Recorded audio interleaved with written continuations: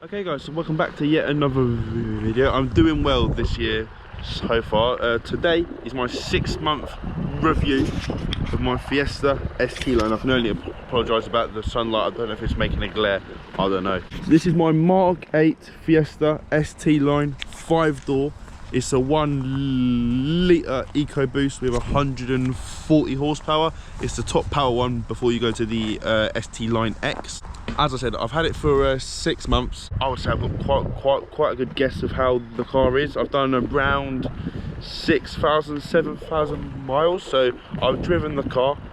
I've done short journeys, long journeys. So I'm just going to give my opinion, how I found it, and would I recommend having one. So first things first, the reason I went for this car compared to its competitors is the looks or the styling. I think it just looks so stunning, especially the ST line. So you get the added flick on the spoiler here. You can get like a honeycomb effect on the bottom grille. You get nice side skirts. I don't know if they're standard, but they're nice. You also get this quite nice grille.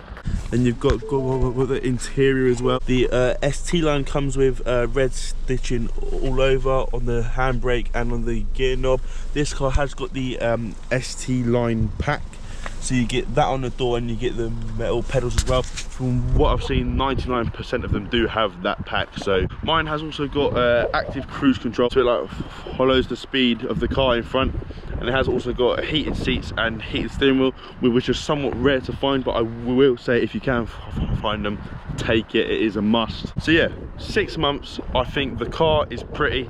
I still look at it sometimes and go, do you know what, that is quite a nice car. I get a lot of compliments on this car as well. It's quite like a mature car, considering it's just a Fiesta. Some people have said it looks like a Focus. It does look like quite a big car.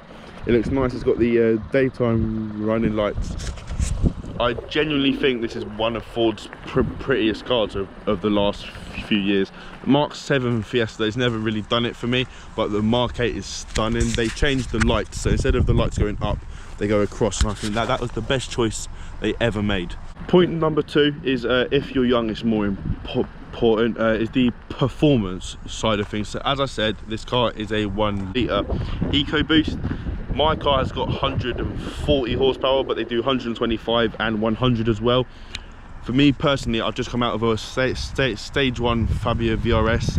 I couldn't deal with any less than the power this has got, and in fact sometimes I think it is a bit underpowered. So I wouldn't recommend the 100 horsepower unless it is your first car. Then it's a dream, because obviously these are perfect for like your first, second, third car. They're cheap to insure, they're cheap to run, which is my next point. Put the power aside, how expensive is it to run every month or every week? So I put in a full tank of fuel every time I fill up this car. It costs around 60 to 70 pounds depending where you are, and I fill up once every probably 12 or 13 days, so like a 2 or 3 times every month. I find around town the fuel economy is bang on. The second you get onto fast roads, you have to use that 6th gear, the fuel does drain, and that is definitely something to think about. If you drive more than like just around town, maybe this isn't the car for you. However, if you are just going around town to the shops, to college, whatever, this car is perfect. It doesn't even touch the fuel tank around town, which is amazing. Another thing I found is, as I said, in the interior with all the nice touches, the comfort is amazing. Let's just take the rear for example.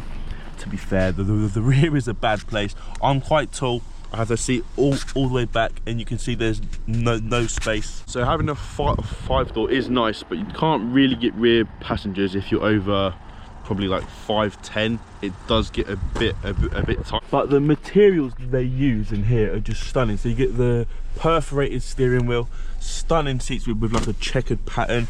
The ST line does also come with a bigger screen compared to the normal Fiesta, which I find that screen small at times.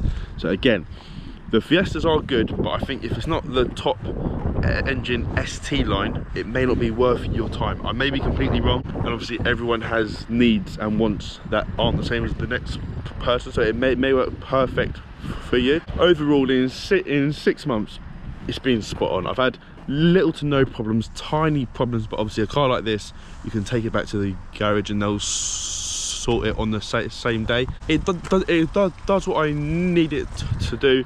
It starts up, it drives, I can put on the cruise control, I can put on the heated seat. I drove it through all the snow as well. It did struggle a bit, but it was fine. It started up first time every time, and obviously you've got the heated front screen, which is an absolute godsend. When I get rid of this car, I am going to miss the heated front screen. It clears instantly. But yeah, overall, on paper, this is the best car I've owned.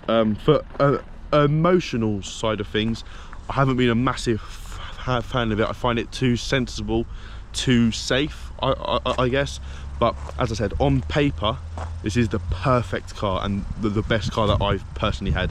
And if you're not too fussed about like turning heads or just being daft with cars, this car is perfect. So yeah, hopefully you have enjoyed that. If you have, leave a like and subscribe. Comment any suggestions or improvements. There's a big news coming for this car. I don't know when it's coming, but it is coming soon, so stay tuned. And yeah, cheers.